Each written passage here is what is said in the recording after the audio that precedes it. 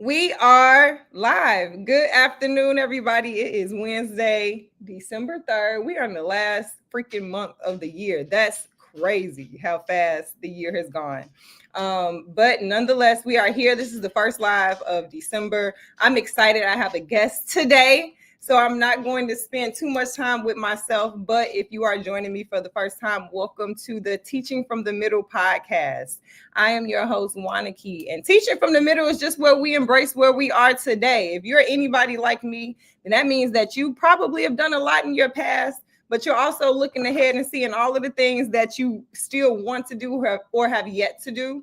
And just knowing that you'll probably always find yourself in the middle somewhere, and just being okay with that and being comfortable with that and learning to share your gifts from that space. So that's what this space is today. And I have a guest, like I said, she is a Peace Fellow. We just graduated together. I want to say like 3 weeks ago from our fellowship, cohort 7. Whoop, whoop. But her name is Aaliyah, and so I'm gonna read her bio, and I'm not gonna waste a whole lot of time. I'm gonna bring her right up. So Aaliyah Phillips, and this is gonna be so good because we about to speak my favorite language. This restorative justice language. So I'm excited. So Aaliyah Phillips is a restorative justice practitioner, mentor, and faith-driven leader with over 12 years of experience in youth development, trauma-informed advocacy, and community restoration across Chicago. Her work is shaped by her own healing journey, one God used to restore and equipped her to walk alongside others pursuing wholeness. I'm excited to get into this. Because yes, Aaliyah has supported youth, families, and communities through relationship building, emotional support, and restorative practices that create safe spaces for growth and transformation. She is passionate about helping people overcome trauma, shame, and generational cycles. She now shares her testimony and the lessons God taught her in her new book, Killing What Tried to Kill Me. That's so powerful. Inviting readers into healing, hope, and renewed purpose. So without further ado, we are going to bring Aaliyah to the stage. Hey, girl, hey. Hey. How you feel? Not you on here shy. I'm feeling good. I'm happy to be here. Thank you for having me. I'm excited to get into your whole journey and your whole story, just into this book in general. But I do want to say, if you're joining us live on YouTube, you can actually engage with us too. So if you have any questions or anything you would like to add to the conversation as we go, you can drop your comments and we'll be able to see them live. And then, we can just kind of go from there. So you can be a participant in this conversation as well. So Aaliyah, how was your day? My Let's day start is going there. good. It's going good. Thank you for asking. I'm happy to be home, happy to be here. So it's going good. It's going good. No complaints. What does a typical day for you look like?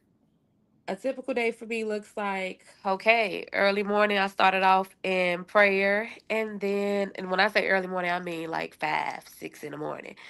And then at 8, I'm in the office. I work with justice involved youth and families coming into the court system. And so a lot of that looks like me meeting them where they are, embracing them, whatever they're carrying for that day, and making sure that they get connected to wraparound resources, food, clothing, counseling, legal aid support. And so I do all of that. Then I mentor kids, check in with mentees, and then call it a day. And I check out for the day. But that's like, do you ever really check out when you have to engage like that? That's a hard thing Mm, to do. I already right. It's already know. Well, let's just get into the beginning of your story, because the name of your book is like extremely powerful. Killing What Tried to Kill Me is not something that you take lightly. But before we even get to that point, let's get to the beginning of, and not even like of just your life, but of that healing turning point for you. You get what I'm saying? So Yeah. for you, what was it like, just coming up in general? Or what was this turning point for you? What was this age for you? And then we can go from there. The turning point for healing. Mhm. Honestly, turning point for healing happened at 24. And I'm getting ready to be 29 in a matter of 3 days. So this is like a 5-year journey you've been on, or Yeah. just about 8 and some change. Yeah. Yeah. Pretty Well, much. okay. Well, let's get into this. Let's get into this. So when we talk about a healing journey, because I know that's also like a buzzword these days too for people. Healing journey, I'm on my healing journey, soft girl, you know, those things. When we talk about a healing journey, what actually led you at 24 to start a journey like that? And did you know what it would mean? Like, did you understand the magnitude of that, or were you just trying to like escape something different? I can tell you now, I did not know what it mean, and what really led to me wanting to get into my healing journey was like I was at rock bottom at 24. I was a babe in Christ, Mm, just rededicated my life to Christ, and I had suffered so many tragedies, and not for me, I had hit rock bottom, what mm, I considered to be rock bottom. mm. You know what? I actually love that you say what I considered or for me. If you don't mind sharing, you just tell me I when don't we mind. what was rock bottom like for you, and why do you Absolutely. emphasize for me? I kind of figured like I understand why you emphasize it, but for the people watching who may see it, why do you emphasize like for me? I emphasize it being rock bottom for me because for someone else, they could be like, oh, it could have been worse. Mm-hmm. Or, someone has different circumstances, and everyone has a different level of intensity of what they consider rock bottom Mm-hmm. is. But Mm-hmm. for me, um, at that time, at 24, I had, I would say, like a week and a half right before I had transitioned to 24, I lost my father. So the only man who I considered to be my father, my stepdad who raised me, he passed. Mm-hmm. He passed like a day before Thanksgiving. And So this was shortly after, a time for you. This. list, oh yeah, yeah. And Mm-hmm. so, you know, with having that grief, and then I faced betrayal. Like I had never faced so much betrayal right after losing my dad. But I had back to back betrayal. I had relational betrayal. I had friendship betrayal. And then ultimately, honestly, I went through assault. I was living on the south side of Chicago, and I went through an assault, and I was just like, I really cannot. To the point where I was homeless, trying to transition. Mm-hmm. And yeah, that is what I consider to be rock bottom. You go through all those different levels of grief and loss, and now you are, let me say, not say homeless, let me say house to house, couch to couch. Homeless. Yeah, some people be like, well, you still got a roof. Yeah. But yeah, but for me, I consider that rock bottom. And I was like, okay, now I'm living in survivor mode, and I need to heal because how I'm acting in survivor mode is just not healthy. Mm. So what was the moment for you at 24? So you encounter all of these things all at once. I have a lot of questions. Oh, go right, But hit I'm me with wondering, them. like, what was the moment at 24 for you to say? Because I mean, obviously, you could have made other decisions, Absolutely. but you decided that you wanted to go on a healing journey. And let's re-emphasize South Side of Chicago, because where did you even know about healing journey? Like who taught you about this? And I'm being very for real because it's just really not a conversation that we really have. You know, it's just not a normal Absolutely. conversation that we have. And so, how did you even know that going on a healing journey was an option for you at 24? Well, to be quite frank, I didn't know at first. And honestly, I found myself right after having to relocate and looking for a place. I just started, how you go back to old familiar things? And I Yeah. just started doing every decision I was making was just terrible Mm, in survivor mode. So I'm trying to work, still work to mm, numb the grief. That's mm. terrible because now I'm burning both ends of the stick. Yep. Then outside of that, I'm turning to alcohol. Like when I say I could Heavy. drink alone, I'm down in it, drinking alone, and that's not helping it. So then I'm like, okay, well, let me continue with my small group. I was in a small prayer group, and I was getting on there, but that wasn't doing nothing. That wasn't moving the heaviness that I was feeling on the inside. And for me, I would say honestly, trying drugs, trying everything, every single outsource. And I'm starting to feel this heaviness, and I'm like, okay, God, what am I doing? And Mm. what it took was my faith. Like, I will honestly say, my faith in God really unexpectedly. I'm not someone who tell my business, first off. And I was just happen to be chatting it up with a friend in Christ, and they was like, look, you need to tell your godly community. So I did have godly community. You just They wasn't knew with them. I wasn't tapping in. They knew like the situations that I was dealing with. They was praying for me, but they didn't know What you how were. bad what I was really dealing with. Mhm. And I would say one of my accountabilities, which was my mentor, she told me something nobody had never told me before. She said, you need to go to therapy. Mm. She said, before we have any more check-ins, you need to have two therapy sessions before we check in. And I was just so stuck, like, go to therapy. Mhm. I was so she don't want to hear my problems. That's Mhm. instantly what I thought, but she ended up being right. Like you're operating from a place of survival and you're not healing. You're Mhm. making your situation worse. And Mhm. that's what I was doing. So I love that you said that you were not leaning on your community. I think that a lot of the times when we go through things, and I don't know. I mean, it really just comes down to things are supposed to happen the way that they do. Like you were supposed to spend that time the way that you did before you even got to that point. But I think a lot of the times we forget that we do have community, myself included. We kind of start to go through things and we go in because for whatever reason, like we can get through it and for all of the reasons that we know are not true. Like we can get through it on our own. Psych, except you work for people for a living, so you know that that's not true. You know what I mean? Like you'll figure out the resource, like you'll figure it out. It's not that bad. It's all of these things, but it's like when you're going through, you really can't see yourself full picture the way that somebody else could see it full picture.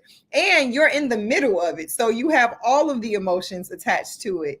So it's like we got to start, I guess, doing the opposite of what we naturally might want to do, which is go in and be by yourself. So thank God you did open your mouth and tell your business, because that's how we see it. We don't tell our business, we keep our business to ourselves. We're gonna keep it in the house. And really it's like, no, you heal in community. When the community that you've created, though, when you're confident in the circle and the people around you that you've created, you know what I mean? Like that's how you heal. You can only do but so much in isolation. You really can, because you No, can't that's see your full self in yeah. isolation. You really can't see your full self. So I'm wondering, in the midst of this, because this was only 24, so this was not too long ago, right? So were you still helping young people during this time? This is important. Absolutely. You all, This I is was so still important, helping young people. I was because I knew you holding were gonna say yes. peace circles with people on a bed. And if you don't know what I mean by on a bed, it's an ankle monitor where they're on home confinement. They're restricted to go to school and home only or programs. And so I'm literally holding peace circles and telling them about identifying risk and not, safe situations, all while Going living from through. survivor mode myself and going through. Can we talk about this? Because I think this, and first of all, I knew your answer was going to be yes, because that's probably going to be the answer for most people who serve people who love what they do and are still going through. They're still going to show up for other people. They still going to serve. They're going to still give all the advice that they probably should be taking for themselves and them are not. I mean, you still going to be in the work. So can we really get into it? What makes you think like, okay, I'm going through all of these things. I'm at my version of rock bottom, yet I'm going to continue facilitating other people while they are too at their version, possibly, of rock bottom. Like, what makes you continue to keep doing that work, or what tells you that you got to keep doing that work? And putting energy into that work when you have all of these other real things happening yourself. Honestly, one, God, Mm. like my faith in Christ is what allows me to show up even when I'm already feeling like I've poured out. I don't have nothing else to pour. Mhm. But two, even when I was at that point in my faith where I'm like, I'm not strong in my faith right now, my foundation get a little shaky. I found like healing in helping others. I found peace And it was like a perfect distraction. When I'm Mm, pouring out, I was finding moments and glimpses of peace, and I'm like, okay. And I was seeing like, okay, there's up from here. So it's like I'm speaking into them, but I'm also speaking to myself a little bit. hmm I think that happens a lot. During that time, though, when you were speaking life into them, did you ever think to yourself, like, well, why can't I do this for myself? Or why am I Oh choosing? yeah. Oh yeah. Oh, absolutely. Absolutely. I'm telling them, yeah, don't be on drugs. And the whole time I'm leaving here doing everything that I'm telling them not to do. And Yeah. so absolutely, I'm like, no, I need to get it together. What was that battle like, though? Oh, it was a battle between shame. Yeah. Like knowing what's right hmm and choosing to, it's like knowing where destruction is and you're still choosing to walk in destruction, hmm drinking poison knowing that it's poison. And so I was really self-sabotaging. I was feeling shame, I was feeling embarrassment, but honestly I was angry. I was angry more than anything. And so yeah, I was battling between when I'm gonna let this go, when I'm gonna stop doing all these things, when I'm gonna actually do the things I need to do to help myself, versus honestly being tired and being so angry that, okay, you're angry at yourself, but you also angry at God. God, I know X, Y, and Z. I know everything. I know that you could get me out of this, but I'm angry with you. And mm so it was a battle. It was a lot of anger that kept me, in that place. Place. Man, and I think about this too, because I think about people, and we're going to get into the work that you do with young people, but I think about how common it is for people who serve to literally sometimes be living in hell, but still showing up every single day for other people. And I don't know, I think that there's a point, a place in me that's like, I mean, we're human. We're going to all be dealing with something, at some point. But I love that battle that you did have with yourself. That cognitive dissonance, really what it is when our conscious thinking challenges something that we keep subconsciously doing, that we know, our actions and all of those things. But I like how you knew how important, how you got the help for the work too. I always say, like, I think that the people we serve, and especially young people, they deserve healthy and healed people, or people who understand the importance of healing and are on their journey and doing that work every single day. I think more often than not, they don't get those type of leaders. And I think that, my opinion is, we're seeing the result of that in this Oh, world. yeah. You Oh, get what I'm saying? absolutely. Yeah. Absolutely. Because there's only so much pretending you can do before it starts to trickle into the work that you're doing. And it did. Oh, okay. It So did. let's do this. Let's get into what even got you into working with young people in general, because obviously you hit rock bottom when you were already in the work. So something Yeah. else had to attract you to the work. What Absolutely. even got you in this space? Absolutely. So for me, what got me into this space is I am a youth that comes from the justice system. Mm. I was, yes. So I was impacted by the justice system at 12. Mhm. I was arrested. Mm. That was my first time. A simple, I'm not gonna say it's simple, a Let me school fight. before we get started, I really got to paint the picture here. Aaliyah, how tall are you? All of like I'm 5. 5'1", Like, I was about to say, like, 130, Molly, real just light. very small, little, cute, petite, very smart, very articulate. What are you even saying to me? So at 12, you had to be like 4'10". Like, what happened? What? you know, Talk about it. Let's get so into we gonna get to nitty gritty. So it. we believe in being honest here. So Yes, and do. you know, in a fight, hey, I come from Mississippi, but grew up Mississippi, country part of Mississippi. Uh-huh. But also, I grew up in Chicago, so I got Chicago in me too. And my family good for saying, go for what you know. You better, cause especially when you little, they always say You that got one hit gonna knock you out. That one hit can take your to life. So fight. I've always been told no rules to fight. And if you bigger than me, It's I'ma go really for what good. I know. It's up. And so I For real. did go to a little extreme. Long story short, What's the extreme? enough to give me a felony, aggravated battery. Who started the fight? So that's the thing. See how it was self defense. The Okay. system not gonna see it that way, y'all. So don't, amen. But but long story short, I was a victim of bullying, and I'm not one that you can bully. So when people be like, "Oh, I probably could have bullied you in school," probably not.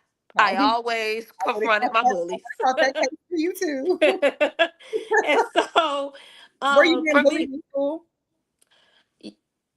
see, people looking at this was like, but she always fought. Yeah, I just was someone who fought back. If you bullied me, I just hit you back. That's it. And Period. so the words and threats, I didn't let that go. And that's just being honest.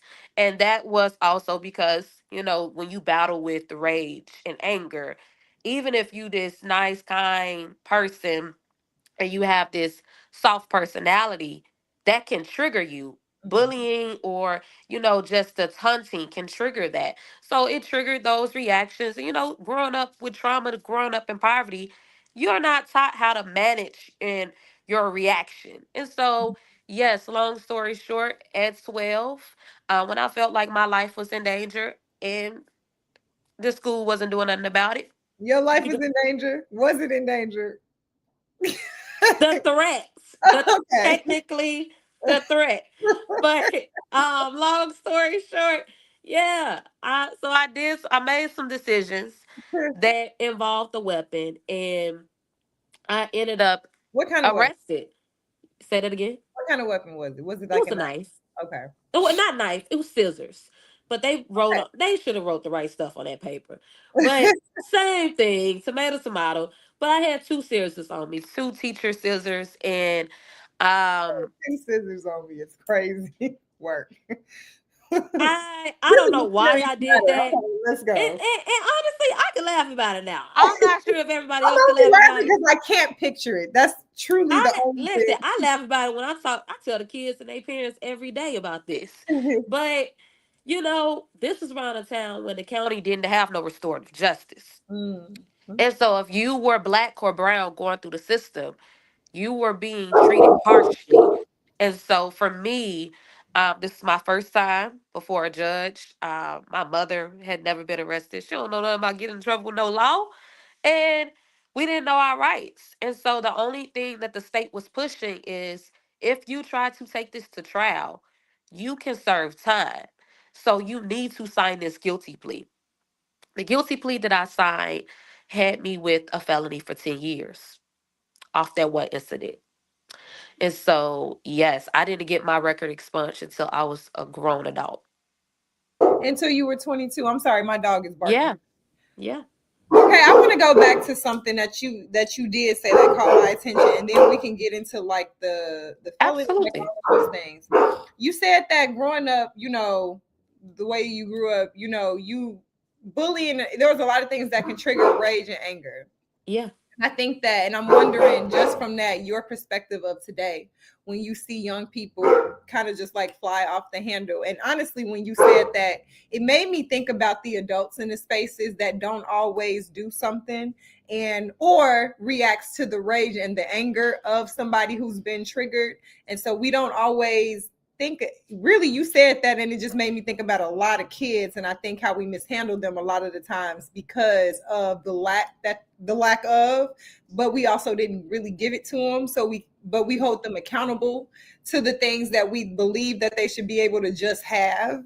So when you talk about the rage and the anger, were there adults during that time who did see that in you and was able to kind of like work through? Because I hear you too with the restorative Yeah. justice aspect. That's just that this is a new thing for schools and black people. Okay, real new.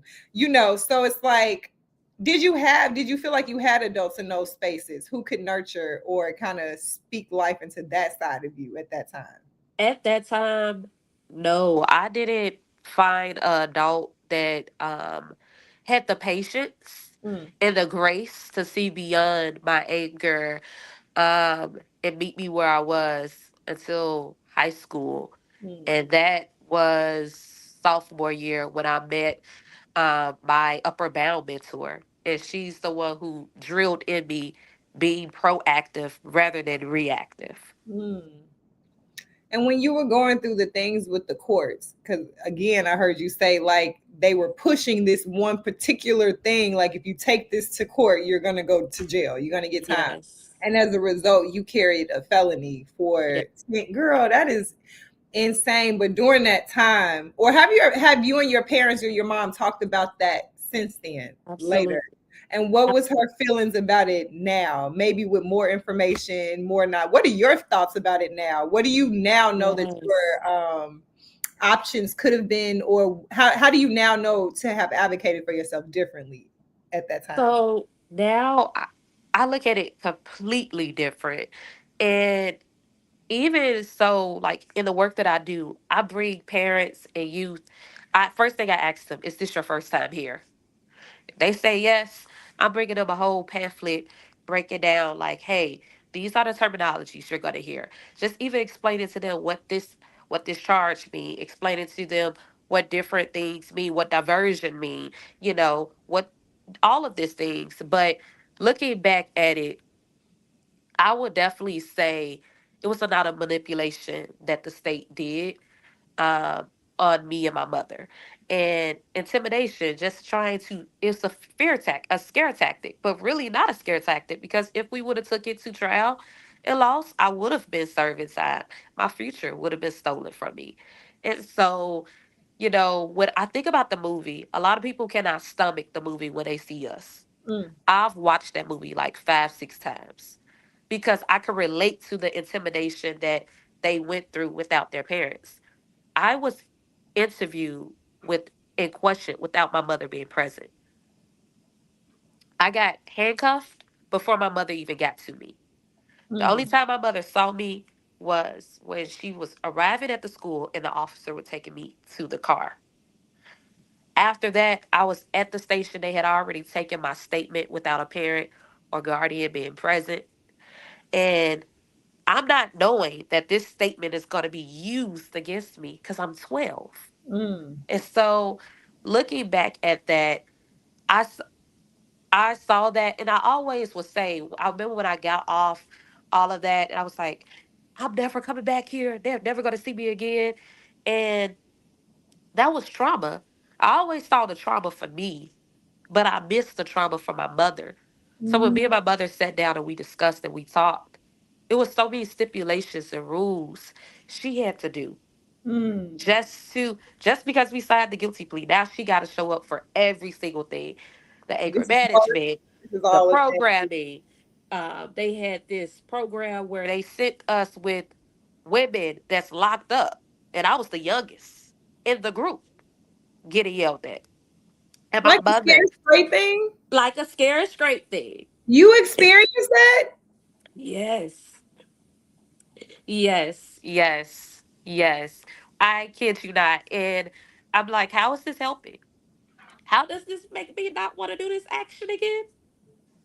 And when I think about my mother looking at it from a parent, and I'm not a parent yet, but when I look at it from a parent standpoint, the stress on Mm-hmm. her job threatening to fire her, Mm-hmm. the worry about her child.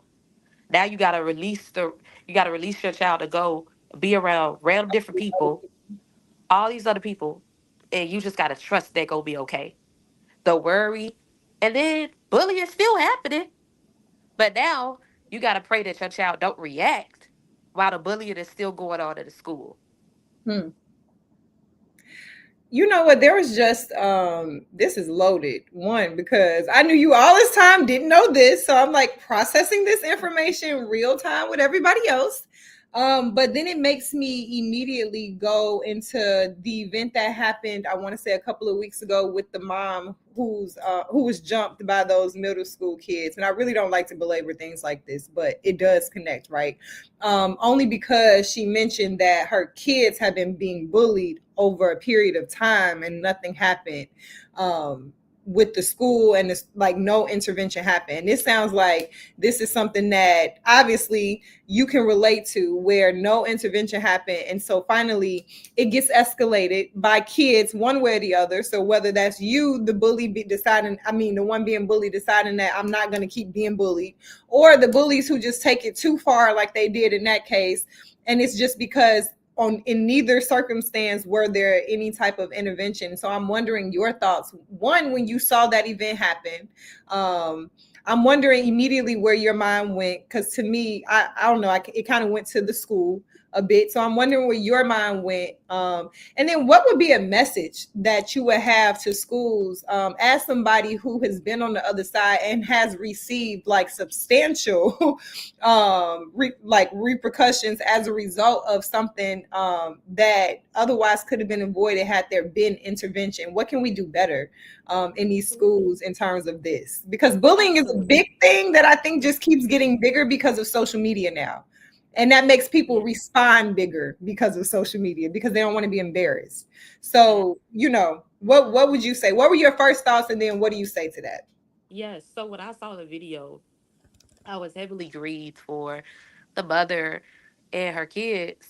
And then knowing that the kids had been getting bullied, her son had been getting bullied, I also looked at the school like, what were you all doing? How was a crowd of youth able to follow this kid and their sibling, their parent home? Where was the safe passage people? Where was all the security? When you saw that crowd, that's why we need people on grounds and even a little further distance from the schools to be Mhm, able to break up the crowds, to be able to say, "Oh, what you all doing?" This is why we need those people. What happened? And mhm, so for me, I also feel like there schools be hearing talks that's happening amongst youth. mhm, And I understand that the schools are understaffed. I mhm, wholeheartedly understand how it can be overwhelming and tiring, but we still have a duty. When we decide to work with youth, mhm, we have to put aside our emotions. We have to put aside, okay, the pay not the way we want it to be. And we have a due diligence to set up to serve these youth and make sure everybody is safe. The fact that it got that far lets me know there were some other things that had went down, some threats, some jokes. mhm, You've heard something. There's mhm, no way it got that far. And everybody at the school didn't hear nothing. And it made me think about bullying that goes on in school. And I feel like when I look at staff, we have teachers where you'll see a kid, you got that the kid that got the behavior issues and they constantly get us sent to the office. Then they come back and they bother somebody else and get sent to the mhm, office. That's not correcting the issue. Get them the support that they need, but also intervene before the situation escalates. But you also have to hold the parents accountable with the school. We have to have parents accountable. What are you doing? What are you doing at home? Because yes, we can do all the supporting at school and tell the school when you see something, do something. But if when the kid go home and they're still getting rewarded, I'm gonna buy you the J's and I know you the school bully, how is that solving anything? make it make sense. Make it make sense. And and that's where it comes down to. We just need the school to be more hands on with supporting these parents. If you see a kid that's lacking something, you provide the resource so that they don't go bother the next kid. And so my honest opinion and my thought process to the schools would be to be more intentional being involved in these youth lives. Mm, Like it's not just a 9 to 5. You could clock in, let me mhm, do my job, and clock out. No, when you step up and you decide to work in school or work anywhere that involves young people, you are decided to be that safe person in their life. So you need to be involved. You cannot turn your ear and act like you don't hear when they're saying they got something going on in their life. Pull them to the side. Talk with them. Check in with these kids. Let these kids know you care about them so that they don't go taking out their problems on other people. Because we mhm, never know how far. What if the roles was reversed? What if, the parent wasn't with her child, that child got jumped, and then that child decided to retaliate? mhm, We've seen that happen too. And mhm, so this is why we have to be intentional about paying attention. Get involved with these kids' lives.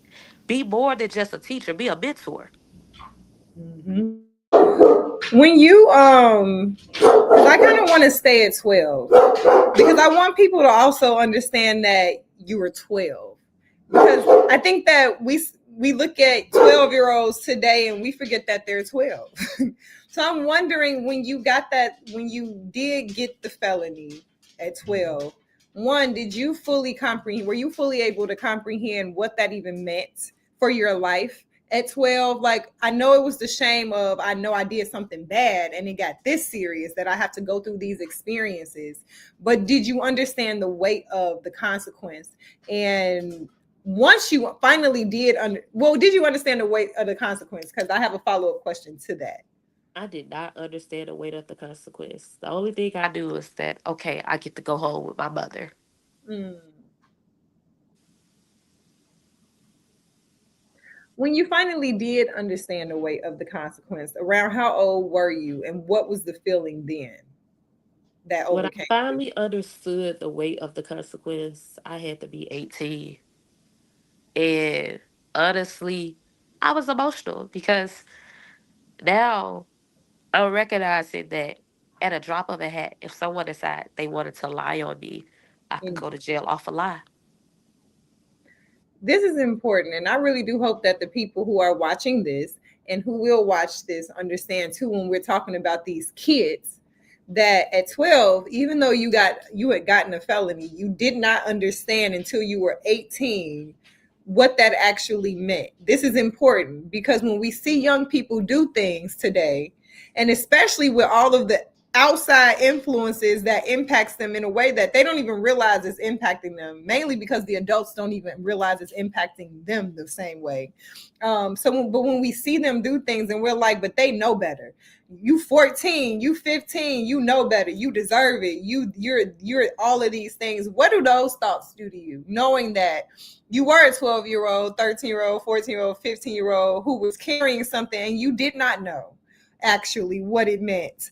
And people probably were looking at you like you should have, or you do for sure. So what was that like? Honestly, it was frustrating because you're giving a harsh consequence to a kid, Mm. and you're saying you should know better. Well, the brain is not fully developed yet. That brain is not fully developed yet.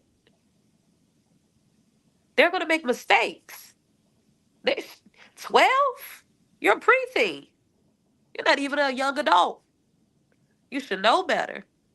So we're holding, when we say those things, we're putting unrealistic expectations on a kid to perform and make decisions and behaviors as an adult when that's unrealistic.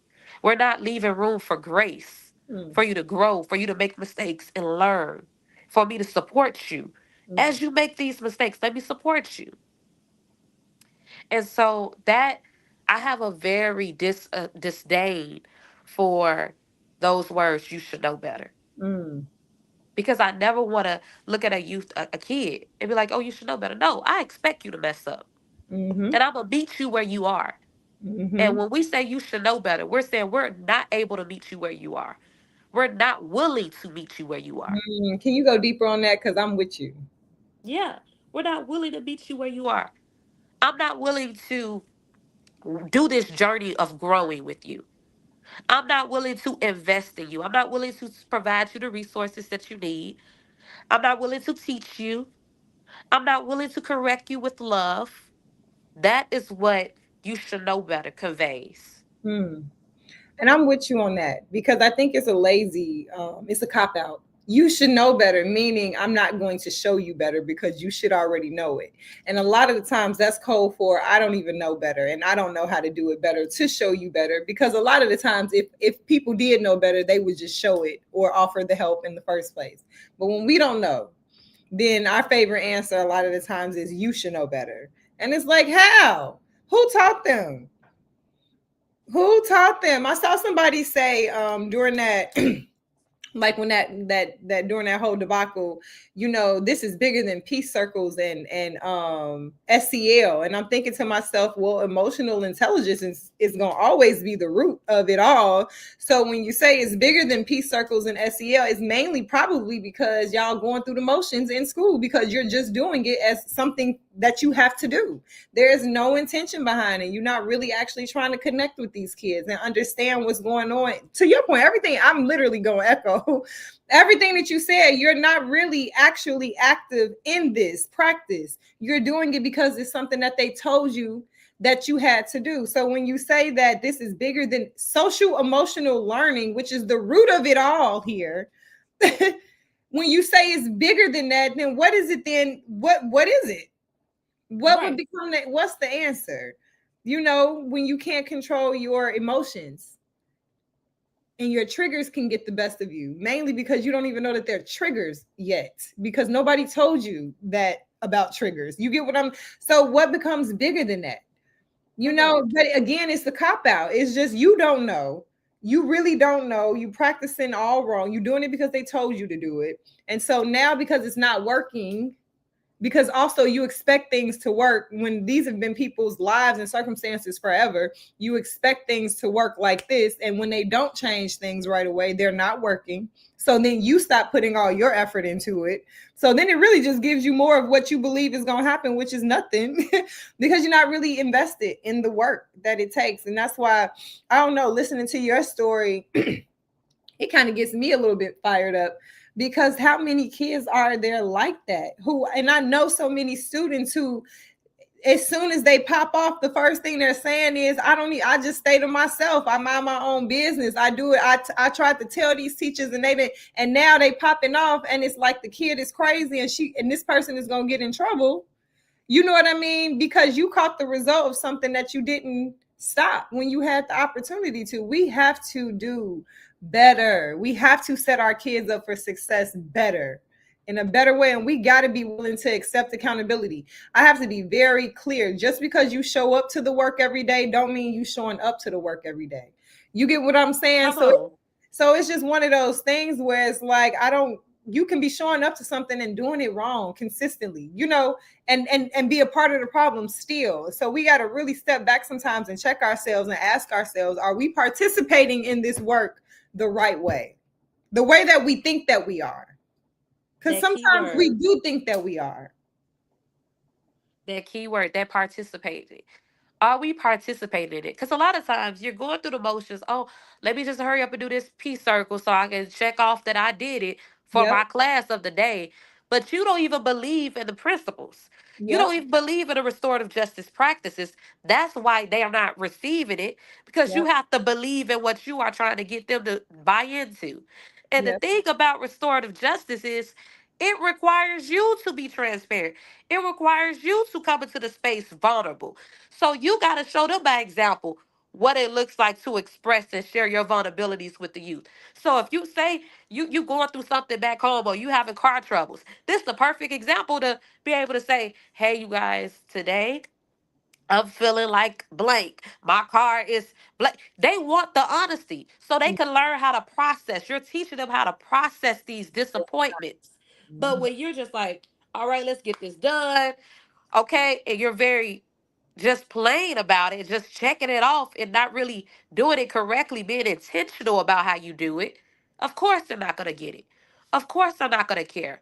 Then you're going to have the kids say, "Oh, well, we do peace circles." No, you're not really giving them the truth. You're not really giving them the true social, emotional learning skills and assessments and activities. I'll tell you how I started doing peace circles for adults was I was doing them for kids. I'm a CPS vendor with my nonprofit. And so, doing a lot of restorative justice peace circles as an alternative to just detention. So instead of just sending them to detention when they get in trouble for an hour after school, send them to me, and then we were doing peace circles. And the teachers hated it. They hated the peace circles because they felt like it wasn't punishment. They felt like the kids like it. They enjoy coming to the circle. Now, mind you, this is after school, so they could go home.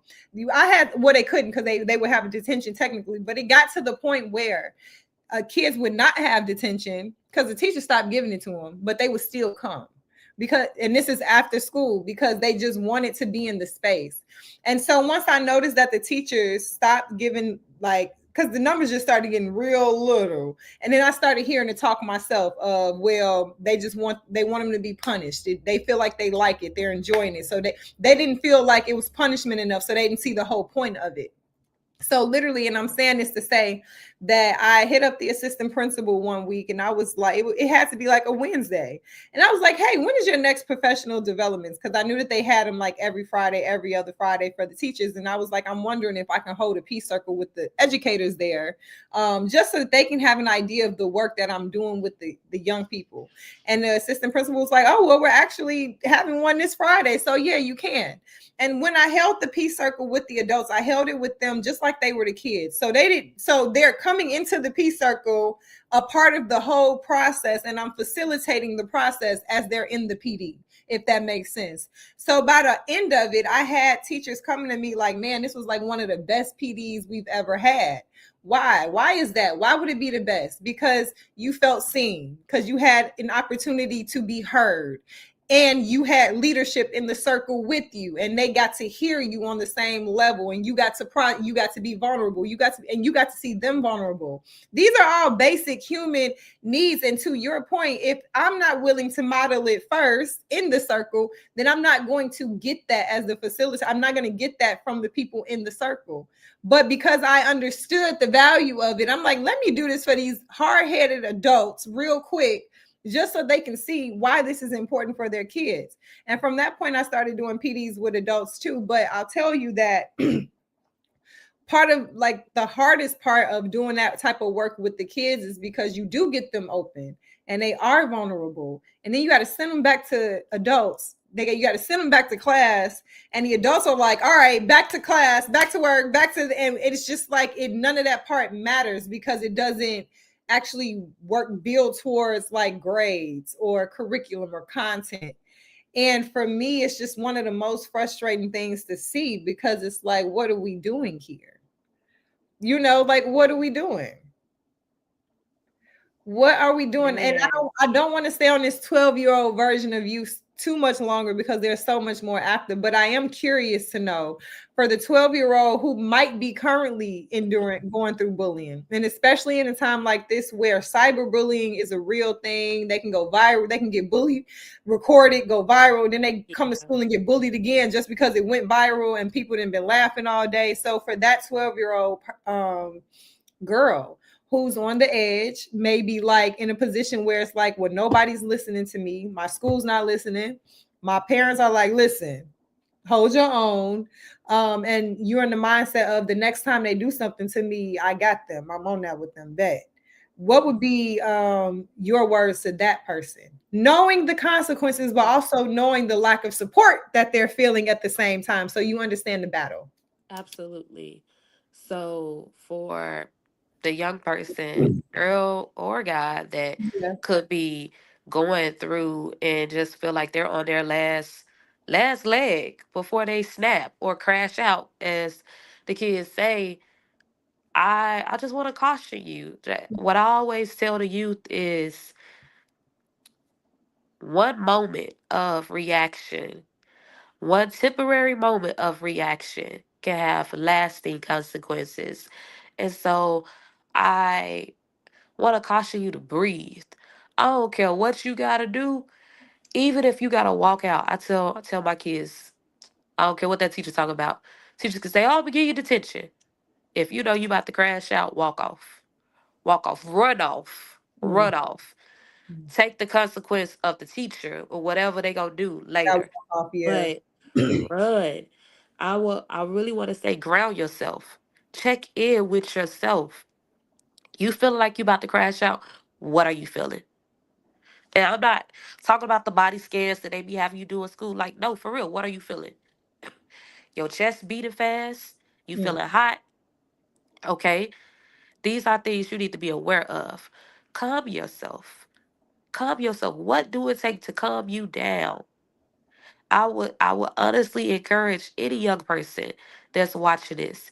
Get you something that calms you down. If it's journaling, If it's drawing, if it's music, look up your local nearby. If you got some organizations nearby you, look it up. Especially if you're in Chicago, baby, hit us up. We Mm, know multiple programs for youth that's free mm, that you could get plugged in with where you don't even have when you leave school, you got something to do. But in the moment when you feeling intense, calm yourself mm, because it's one temporary action. One temporary action can have a lasting effect. Anger is temporary, it's only for a moment. But what you do when you're angry can make it permanent, can mm, make your life permanent. mm. You don't want to give people a chance to control your future. So you got to be able to manage your emotions. And what would you say to the adults who don't actually believe in the work that we're going to get into, this restorative justice aspect? For the adults who work with young people in our communities who don't necessarily, who are not bought into SEL and peace circles and, you know, those things, what is your advice to them? Because this is your lane, this is what you do. Absolutely. My honestly, I would say lose the arrogance Mm, and lose the ignorance because it's both. It's a level of ignorance there that we be like, well, I've been doing this for 30 years and all they doing is just sitting in a circle and talking. You would rather them talk in that circle before they take their life or take somebody else's life. How many of these kids you know addicted to drugs? It's not the little stuff that we was dealing with coming up now. They are addicts at 10, 12, where they got to do drops.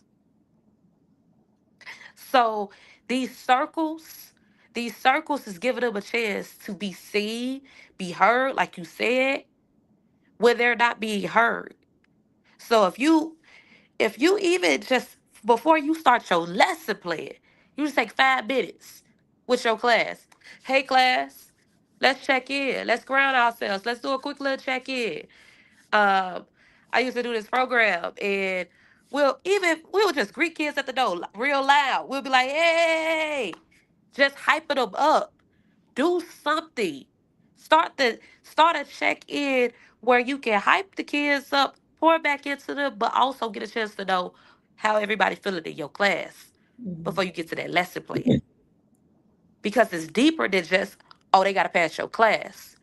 If mm, they are not all right mentally, what if they don't even make it to the end of the year in your class? You need to know how they are doing. You need to know if they got something going on at home. You need to know if their family is struggling at home. You gotta get to know your kids.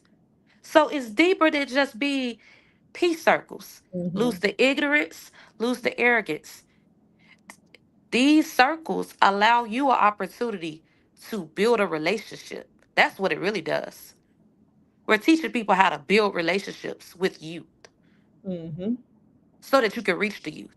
So that mhm, you don't start keep seeing big mass groups of youth downtown, but it's being reported in a negative way. mhm.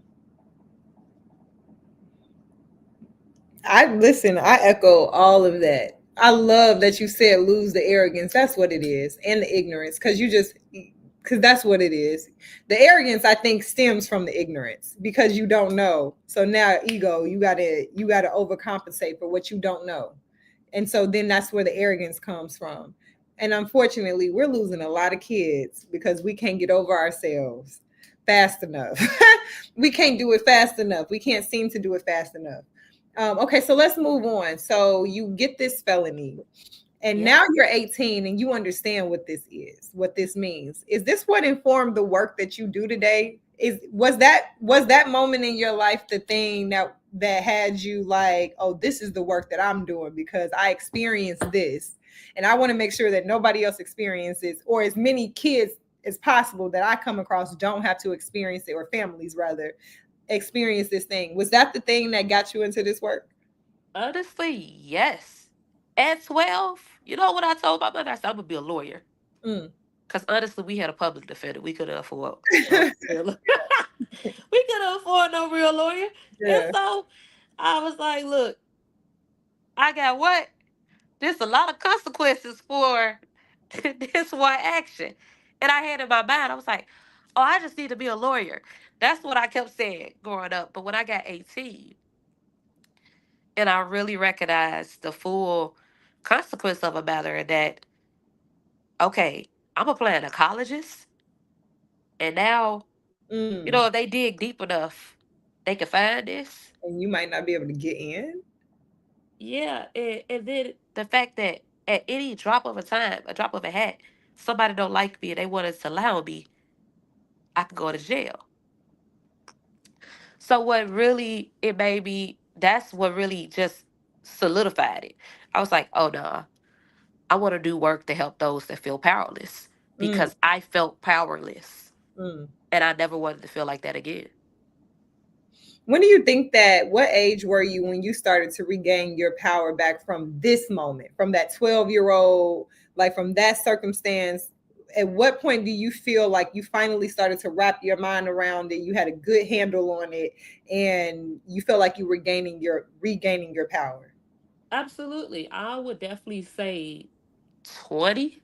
Yeah, 20, because I Eight started, years later. yeah, 8 years later. I was like, all I'm right. asking these things on purpose though, because this time Yeah, matters. It took you 8 years. So from 12 to 20, again, these are, because by the time you hit 18, 19, then it's like you're not over it by now. Like you right. still on that. Like that was when you were 12. So yeah, let's go into that.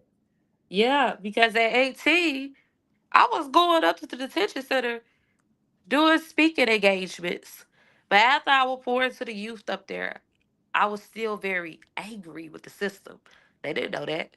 Mm, I'm showing up, speaking to the kids, but I'm angry. Like, I'm still on papers because of y'all. mm, And so at 20, that's when I started to finally not carry so much shame. mm, And that's when I started to see, like, no, there's purpose in this. That's when I really started to say, okay, there's purpose in this at mm. 20. And so from 20, because this timeline is so interesting, because now you have from that time when you finally start to regain some type of understanding and purpose in the experience, which is 8 years later.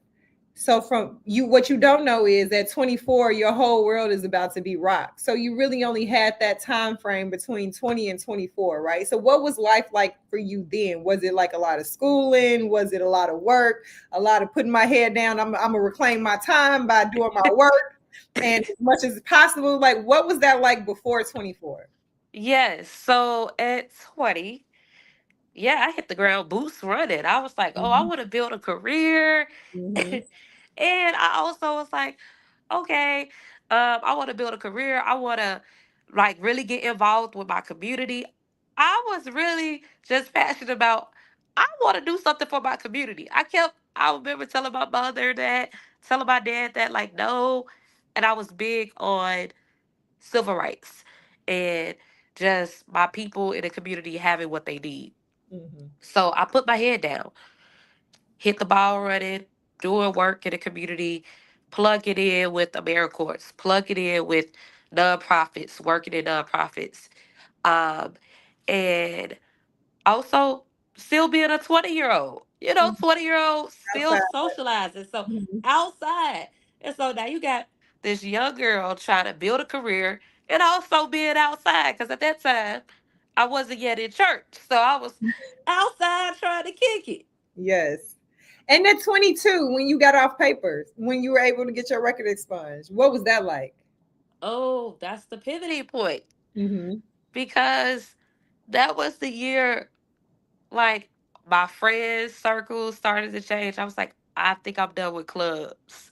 And that was Now the year I you off started. papers and you really able to be free, and now you Girl, want to okay. be I outside. was like, I'm done with the clubs. Woo. And I started just assessing risk on another Everything. greater scale. And the way I was assessing risk also was trauma, Mm, because I got plugged in. I'll never forget. I started working at a different nonprofit, and I developed a really good relationship at the time. She was my boss. Mm. She's my big sister now. Period. Uh, and I remember one day she was telling me, go on Madison and go, connect and see like who need resources. We got into an hour long argument. I said, who going over there? I said, you know how bad it is over there? Who going over there? Now we get into it. And the first thing she said, you're traumatized. Mm. Because before I know it, I got to say, I'm from out west. I know how these people move in the streets. These And she people. said, you're traumatized. Mm-hmm. She said, Leah, your trauma is speaking. And that was the same year that I was getting off papers. And I remember nobody knew at the organization. And I had to go and make the court date. And I asked her, I said, hey, I need to be off this day. And I said, can you please not tell anyone? But I'm trying to get this expunged. I have to show up so the judge can expunge it. So all of that happened that year, 2022. Oh my gosh. And now Wait, no, when I was age 22, you were not 22. 2022. Yeah, when you were 22. And so now you have all of this happening, all of these transitions happening. And it looks like things are on the up and up. But really around the corner, you got probably like 2 more years before you hit rock bottom. Yeah. Which is so interesting because now I'm wondering with all of that context, now I'm wondering like when you did hit that place of rock bottom, what was your real conversation with God like? Because it's like, come on, Oh, bro. Like oh I yeah. didn't get through because now that I have all of this, it's like, gee, come on.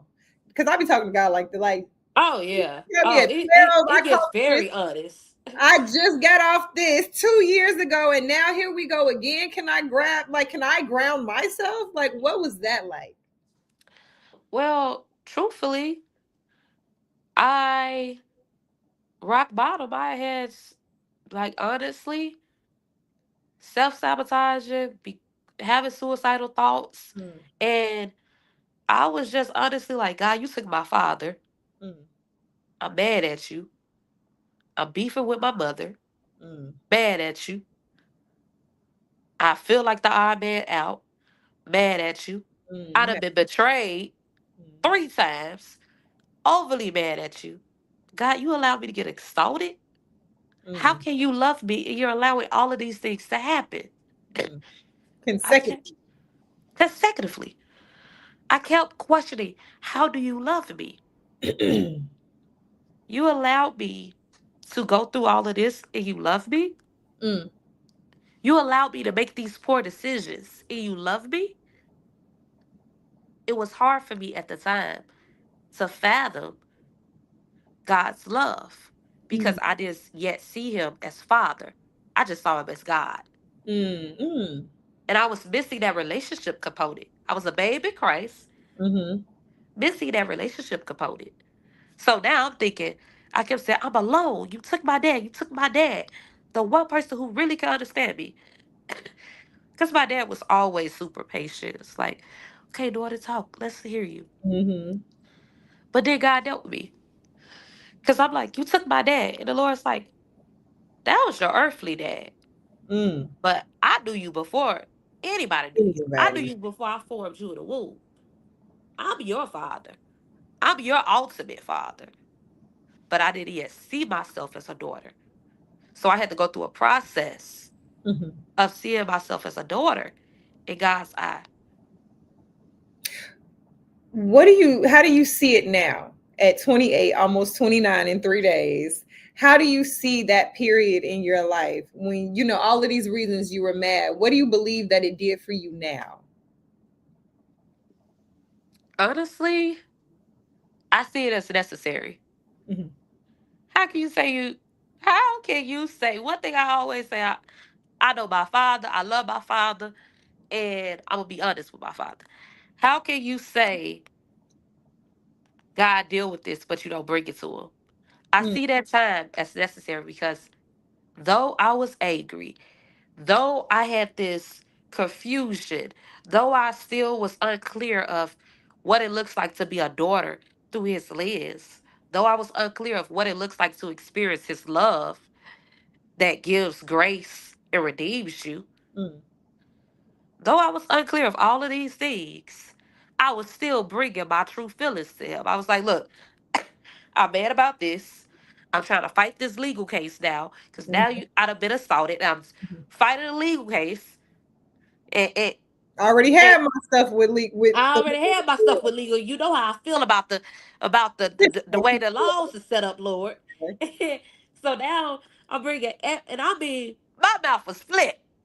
I mean, I talked to God throwing tantrums. Mm. I was talking about Father throwing tantrums. That's what I Mm. call them.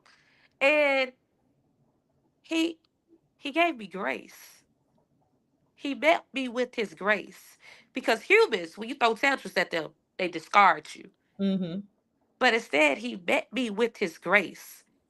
So I look back at that time as it was necessary. Because Yeah. I learned how to tell the truth about what I'm feeling.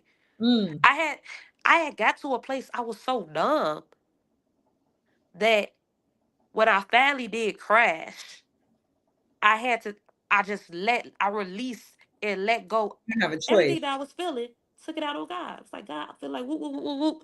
You allow whoop, whoop, whoop, whoop. First of all, God did let's not blame him now. But if he allowed it, let's trust him in what he's getting ready to do. Mm-hmm. But I see that point in time so necessary because it allowed for me to learn how to be honest. Mm. Because I was a great masker, as my therapist say, politician. Mm. You know what? When you say that, I think that's what the process might do to us all at some point. It forces you to have to reach this like level of transparency, Yeah, honesty that you just would not do on your own, but literally you do it because it's the only way out of it. Like you just have to open your mouth and be for real um, about the reality of your life. I think that's beautiful. And there's this thing that I always think about too. My friend, when she talks about her mom, and she had a certain type of relationship with her mom. So, growing up. So as she got older, she's having a conversation with her mom. She was just asking her if there would be if she would do things differently, what would it be? Basically. And I think the yeah, answer that she really wanted to know is, how would you handle me differently? How would you have been there for me differently? But what her mom said was, I wouldn't change anything, because if anything were different, everything would be different. You get what yes, I'm saying? And so it's like, I'm so absolutely, happy that you said that you saw it as a necessary thing in your life, because if any one part of that part of your story would have been different, then everything today would be different. And we would absolutely, not be here now as we fast forward to this book that you have coming out called Killing. What is it? Killing What Tried to Kill Me. yes, So now we got to get into this, because and honestly, I just didn't expect for it to get this long for us to get into it. But your life was so interesting, and it's all so necessary, because now it makes sense, right? It all starts to add up chronologically. It does, like just yes, from 12 to 18 to 22, and then 24, and now here we are, and we're about to be 29, and we're releasing this book. What yes, At what point in your journey now between 24 and 28 were you like, I need to get this out? Like, what I have experienced, what I've gone through is worthy enough to write about right now. Teaching from the middle, to put out right now yes. where I am. So let's get into this book. What was the inspiration behind it outside of your life? What made you decide you needed to do it?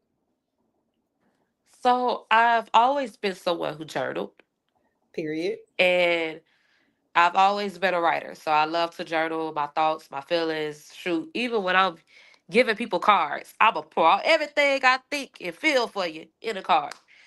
But I would say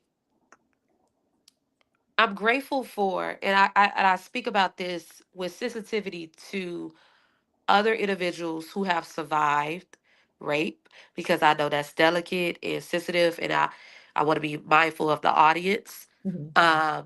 But for me, I'm grateful that so I survived being raped 3 times, but the third time Girl, I can't is believe you just not saying this at an hour and 8 minutes in. Because are you kidding me? This is a whole other episode. but the third time Okay. is because the first two I was able to numb, disassociate, How old were get it you? out of mind.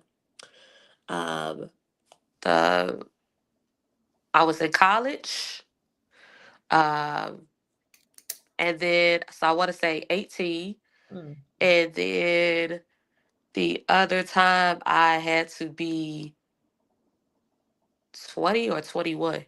mm, Yeah, yeah. And so, but the third time be a fresh 24, and it mhm, be 3 months, no, 4 months after the passing of my father. That's when I was assaulted.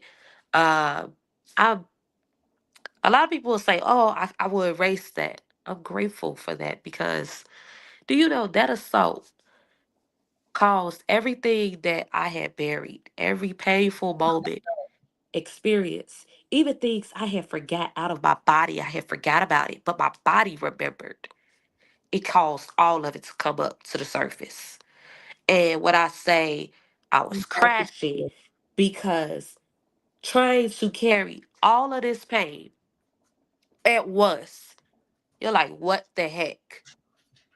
You're like, I can't. This is too much. This is too heavy for me to carry. But I'm grateful for it because it triggered that. It allowed me to realize, okay, when I started getting in therapy, I got to be able to process through this.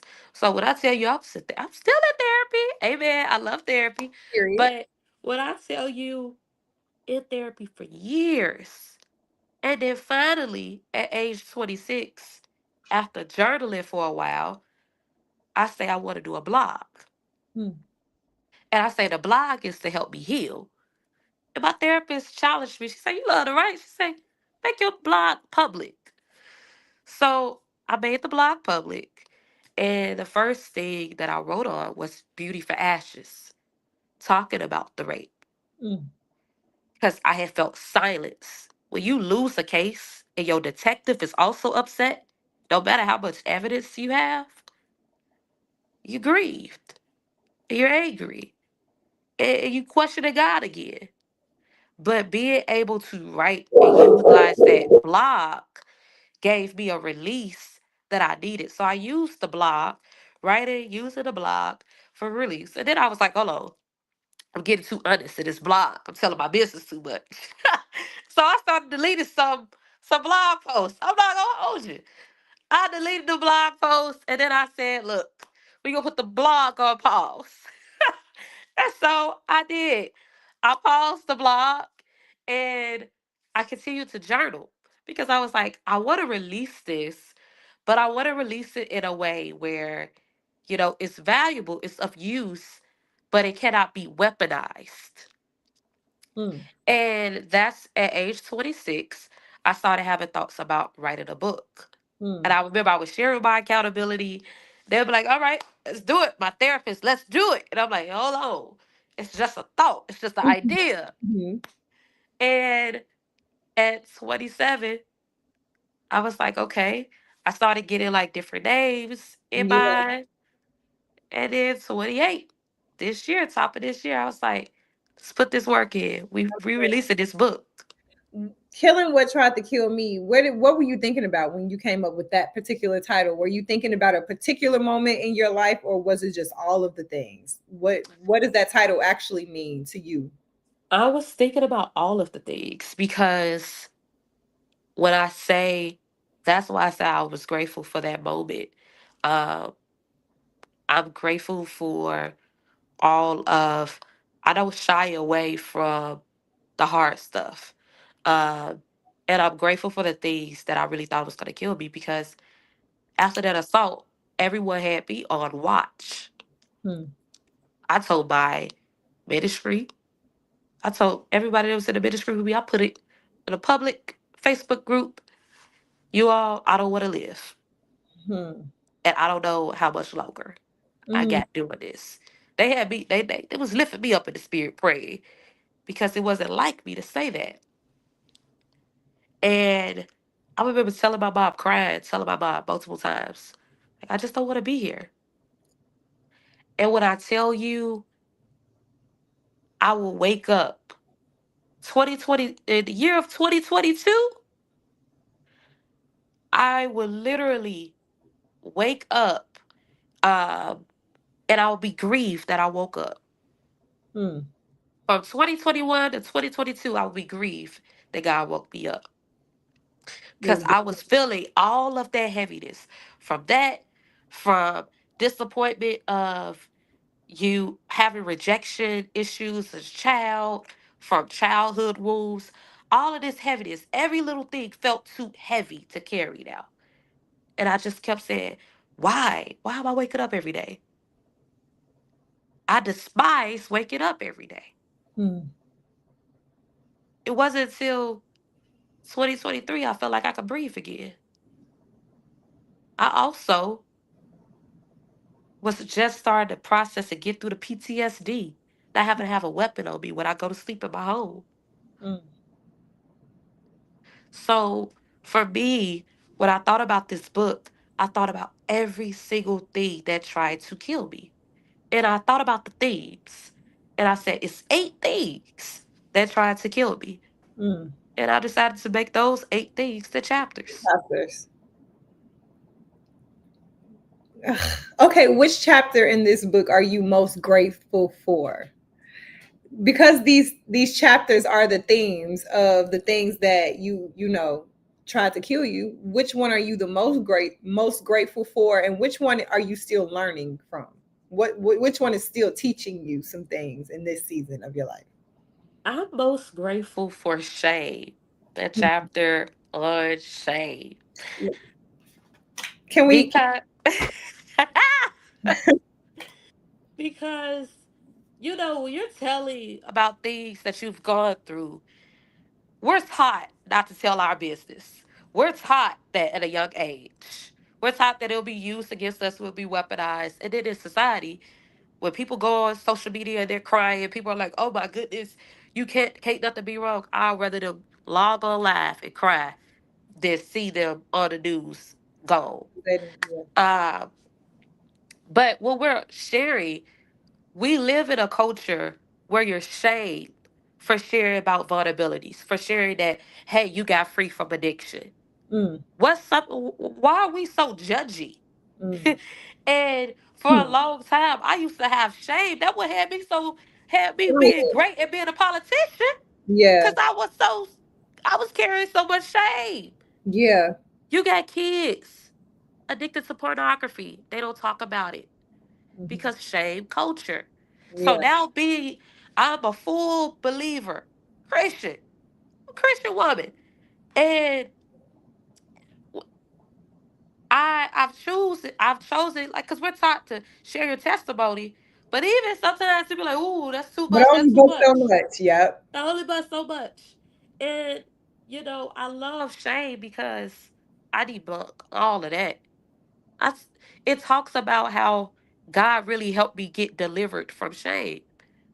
Because now this book, you gotta pay to know my business for one.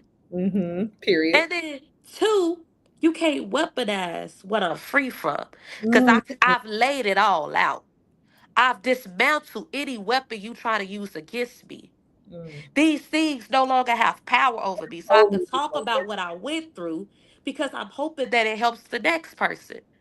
So shame, I love it so much because I get real honest, real raw, real gutter about everything that I done did, everything that I've come out of, because I'm not glam and glitz.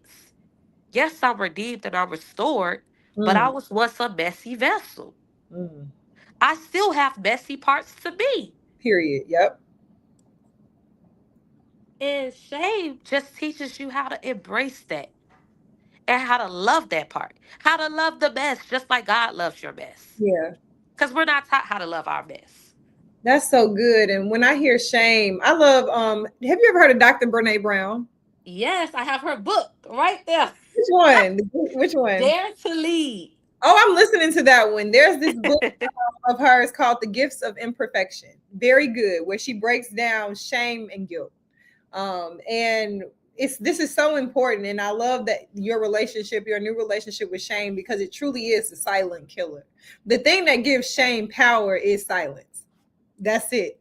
And the reason why we allow it to silence us is because we associate it with who we are versus something that we did. And so in the book, she differentiates what guilt is from shame. And guilt is I did something bad, that was a bad thing. And shame is I did something bad, I'm a bad person. So we start to take on, we associate ourselves with it.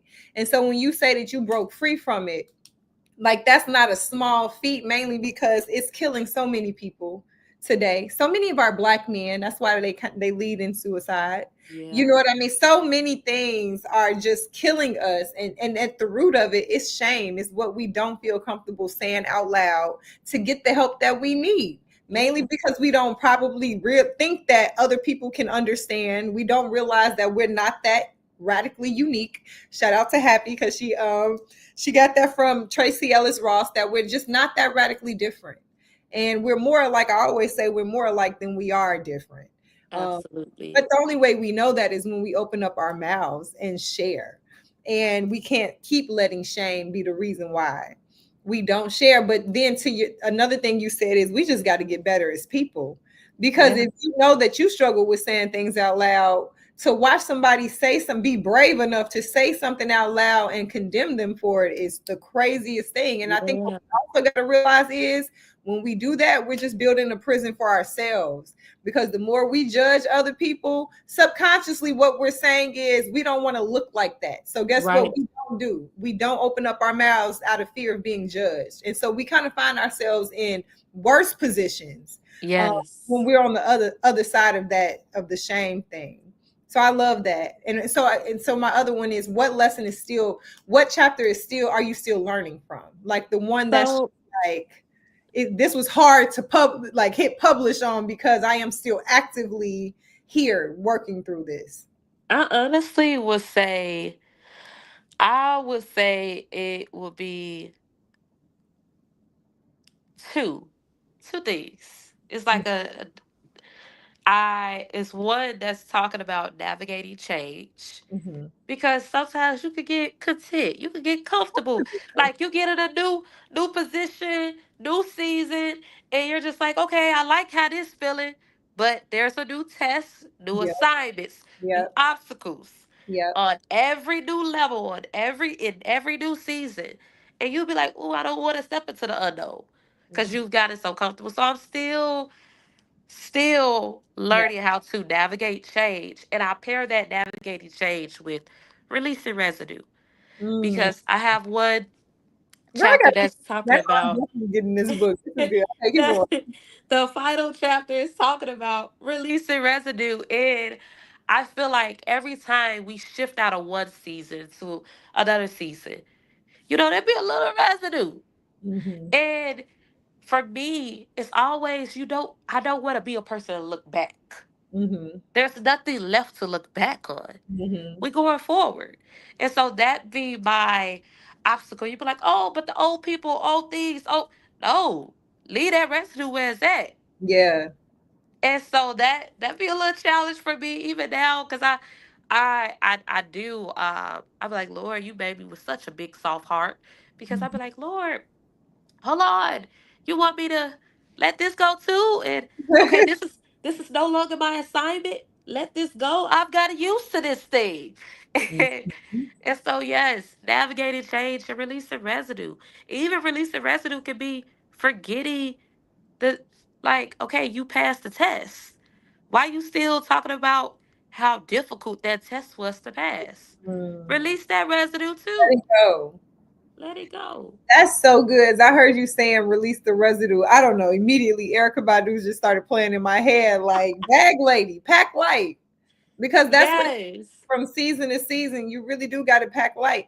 Because a lot of what you needed in the last season, to your point, you just literally won't need. You're gonna spend so much time acquiring so many new tools in this new season that you just won't have space to be Yeah. carrying a lot of the stuff that out of that last season into this one. So I think Yes. pack light is what Yes. I hear you saying, and I think that's a real Absolutely. thing.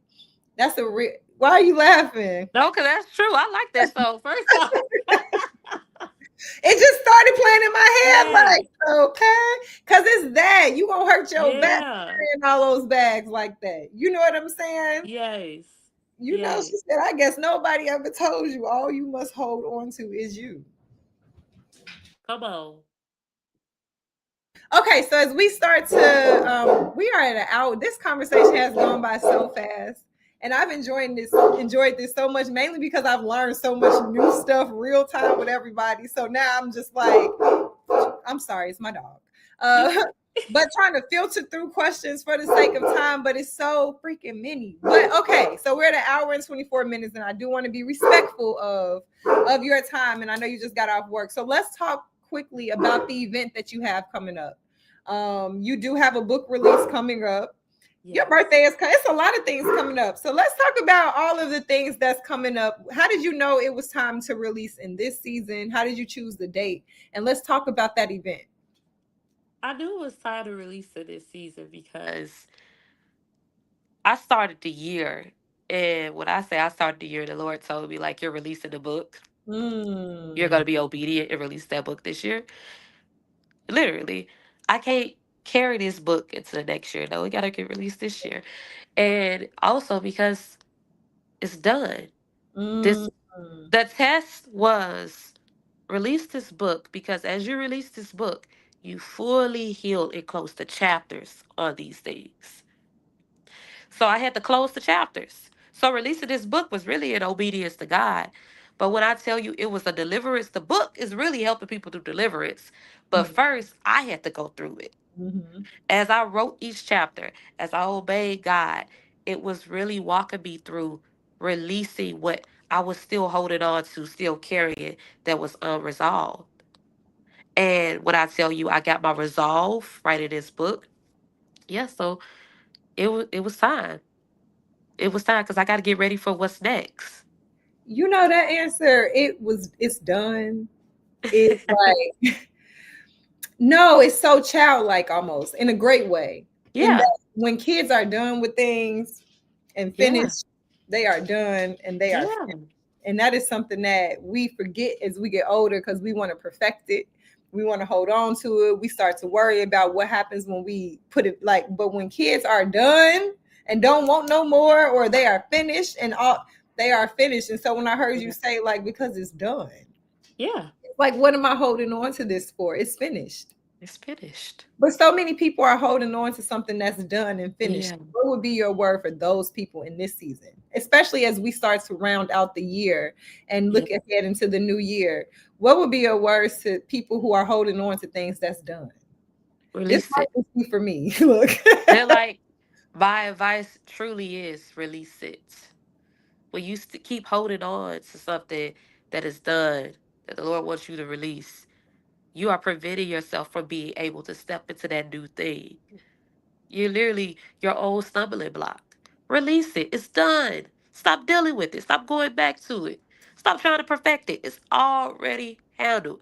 And I love what Jesus said, it is finished. You said it's finished, and I instantly went to scripture. It Mm, is finished. It's finished. That season that you just got out of, that storm that you have to weather through, it is finished. That grieving season, it is finished. Don't even grieve any longer. Move from there. You processed it already. That's my advice. Go ahead and move on. mm. And that means something different after hearing your story from the last Yeah. 1 hour and 27 minutes. It means something different because you're speaking from your own experience. This is what you had to, Yeah. Yeah. this is what you, so when is the release date for the book? How can people get it? What is the, like, let's go through dates, times, and all of those. Yes. So if you want, so I have limited signed author copies. If you want to get a signed author copy, register and buy a ticket to the book lunch that is this Saturday from 6 to 8 p.m. at Principal Barbara's. You can click the link that's featured on Eventbrite Yep, and it's and in the, register and buy yourself a ticket. But the outside of the release signed author copies, the book goes officially open to the public on December 12th. So you can buy your copy on December 12th. You can get it digital or you can get the physical copy on December 12th. Why December 12th? What's significant? You know I'm gonna ask all the questions. You know this. Honestly, I don't, it's nothing really significant about December 12th, but You just told it. I do believe in allowing those that come to the event to have a little time to get their signed copies. And so, I just want to honor everyone that come out, making sure they can get their signed copies first and foremost. And then also just open it up where you all could be able to go get you a copy. But Mhm, December 12th, nothing special about the 12th besides it being just another symbol of the 12th for the mhm, 12th month. mhm. Uh, but Period. yeah, I do love the number 12, you Mhm. know. How do you feel releasing this book after 29? I I honestly feel like it's a big relief. Mm, Like a weight has been uh lifted off my shoulders. Like this book is different. And the reason why I even decided I normally do my birthday solo. And the reason why I decided to have my birthday in a lunch at the same day, same place, is because I wanted to celebrate a birthday that has just taken place. God birthed this book out of me, out of mhm, something so painful, out of something so messy, so ugly. He birthed this book out of something that tried to kill me. Now mhm, I'm walking into life. I'm mm, getting a chance to see 29. mm, I'm getting a chance to celebrate life. And we're doing so. But I also talk about a victory. This book is victory. I'm alive. I mm, killed what tried to kill me. mm, So that's why this book is my celebration. It's a sigh of relief. It's a whole lot of gratitude. But more importantly, it's my healing. mm, You get first look into what my healing process looked like. mhm. Yeah, and as I hear you, I'm thinking 12 to 28, it's been a consistent journey. And so I'm wondering at 29, what is your hope and desire and prayer and all of those things for this year in your life, considering that the other part of your life is done and this is technically, a new something Yeah. for you in this season. What are you most looking forward to? What are you hoping for yourself? Honestly, I it's funny because thank you for that question. Period. Because you just actually allowed me to recognize that what I wrote on my sticky note this time last year, God just did. And I'm trying not to cry. Cry, girl, cry. Because I wrote this time last year, my biggest prayer was, God heal me. And as I'm sitting here, I have so much peace, so much joy.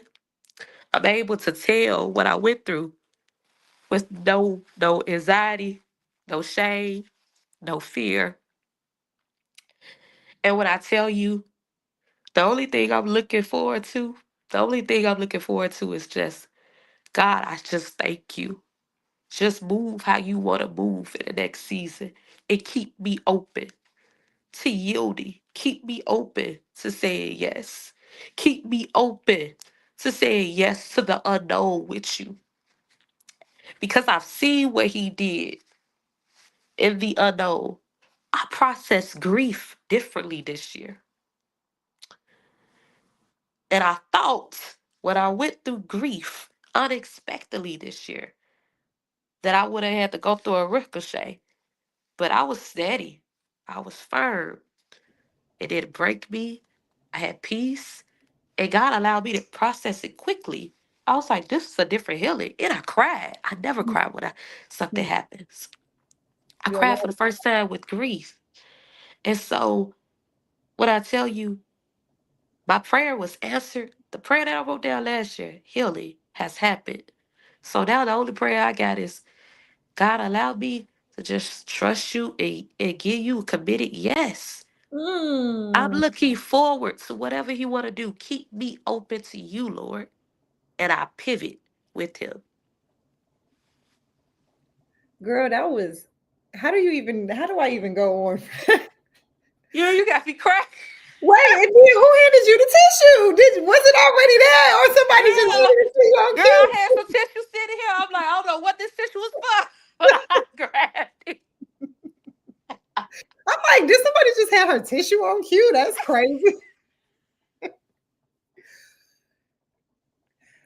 And I gotta, okay, this could easily be like, you just gotta come back after the book release because keep me open and I'll pivot with you is like the ultimate sign of faith to me. You know Yes. what I mean? Because that's, Yes. hold on one second, because my dog is gonna, girl, I had to mute myself to yell. But it's the ultimate sign of faith. And she doesn't listen. It is. And I don't think that people understand, like when you say, keep me open and I'm a pivot, what you're really saying, it don't matter what comes my way. That's good, bad, or indifferent is what you're really saying. Like it can be anything, but you are so strong in him and in yourself. And this is where I really got to give you credit too. Like I think the other part is, I always say this is like a co-partnership. Like God is my GPS, but I also have to, God is going to tell me where to go, but I got to trust myself to trust God enough to actually go there, to do the work. And so for you to say, like, keep me open, what you're saying is, I'm ready to do whatever work you throw my way. You get what I'm saying? And that's a different type of power because what you know is you can handle any work that's thrown your way based on everything, every other experience in your life. That's a powerful thing. And I don't know that people really understand what that means when you say keep me open. It can mean anything. Yeah. And you're saying I got you because I know you got me. Come on. It's that part. Because whatever you throw my way, I know I'm not the one carrying it. And Mm-hmm. I've seen what I always say is, I can't doubt you now because I've seen your track record in my life. You've seen too much. You've seen too much. That's very powerful. And I think this is a good place to like, Mhm. okay, so how can people get in touch with you? Where can they follow you? Where are you most Yes. active? I did put the link for the book and for the event in this description. Well, for the event in this description. But where can people follow you just to keep up and all of Yes. that? So people, you definitely can follow me on IG, underscore Aaliyah, AALIYH, Anise, ANNIECE, Marie, MARIE. You can Mhm. follow me there at underscore Aaliyah Anise Marie on IG. And you can reach out if you got questions about the book. You can reach out, connect with me, or you can follow me on Facebook at Leah Anise Marie and connect with me there. But the book will be available on Amazon December 12th. You can get your orders. You can also buy yourself the workbook that goes along with the book. So December 12th, it goes Yes, public definitely. to it's public and you can get it on December 12th, or you can get your copy by registering for the book lunch and get your copy a little quicker Yes. on Saturday. You know you do restorative justice because come on, workbook. You gonna process and work through this real time because only an educator would do that. And I love that for you. Okay, so remember I told you at the very beginning of this, I'm gonna call it like I see it. So this is like how I like to end the segment, which is why I had you give like all of your information for how people can reach you. Well, it's the second to last way that I like to end the segment. I got another part that I like to do. I just didn't tell you about it, but you'll know about it now. But for this part, I'm gonna just call it like I see it. So calling it like I see it, for me, I don't know. I just kind of grew up in an environment where when people call it like they see it, it's never for good things. You know, and it's just really how do we start to remix these narratives or just these things that we do and we say to each other. So I want you to call it like you see it for somebody who Yes. you know, who's doing the work. And again, this is important too because again, we're teaching from the middle, right? So it's literally everything you just said about your, it's just your, it's literally your life's journey. It's all of the things that you know you accomplished. And now that this part is done, all of the things that you know are waiting for you. But making sure that you finish this part out right, by actually putting it out into the world, allowing yourself to teach from the space that you're in now. And I know that a lot of the times we don't always get flowers in this space. And we don't always get flowers in this space a lot of the times because we don't think we deserve it yet, because we're thinking about where we haven't hit yet or what we haven't done yet. And so I think it's important that in this space we're getting flowers and that we're giving them to people who we see doing this work too, who's in this space. So who is somebody that you would just like to call it like you see it? You see them doing the work, you got to call it out, and just who is that person and why? Yes, I'm definitely gonna shout out Nicole Reed, Period. executive director of the Still Searching Project. She is an amazing woman of God. She's an author as well, and I sold into her book. And when I shared with her about the book, she gave me that final push, like, you better do it. You better do it. And when I tell you, if you ever met Nicole, you'll see what I mean when I say she's just so gracious, so poised, so classy, but has a huge heart, like a huge heart for the people and what she's doing with her organization and the work that she's doing need to be highlighted. I definitely would encourage you all, check her out, get plugged in, go to the events. She helps families, she helps communities. And so just wanted to give her flowers while she's around to receive them. But yes, that is an amazing person that has definitely inspired me to go harder and, press in this work. Yes, and I'm going to go ahead and echo that and second that, because she was on the podcast before, and yes, to all of the things that you said, she really is that girl. And I love the push. I love this. Okay, and the very last part to this, and this is how this works. And I'm gonna give you the rules now. So the rules to this is called Thank You, Tell Me More. So what's going to happen is I'm going to give you a compliment and Okay. you are going to say thank you, tell me more. And that is all you're going to say. It's all you can say. And then I'm going to tell you more.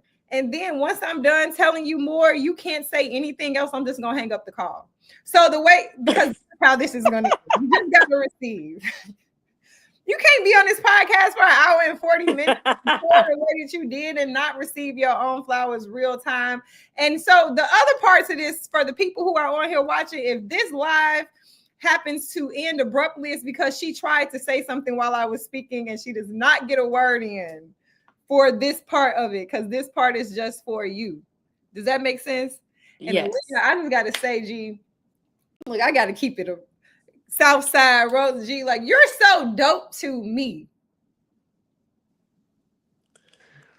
Thank you. Tell me more.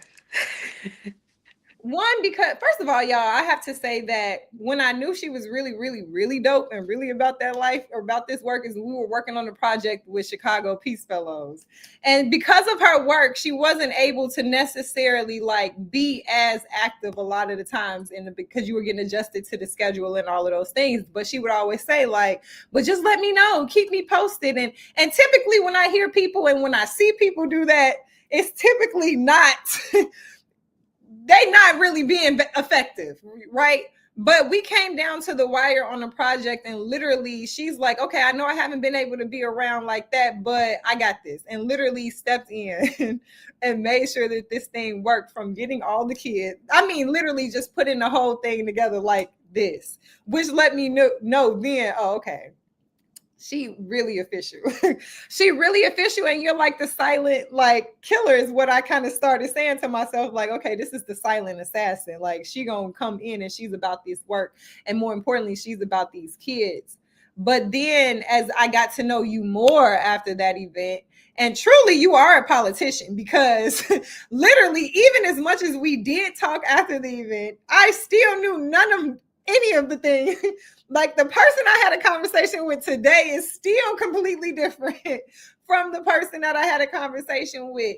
And to hear your story, then it inspired me so much because to your point, it's that all of these things, and I didn't even know all of these things that tried to kill you. Just the small things, the very few things that you shared, it made me look at you differently in the way that you carried yourself and how you and why you advocate the way that you do. Even listening to your story now, there's a very deep understanding as to why your path looks this way.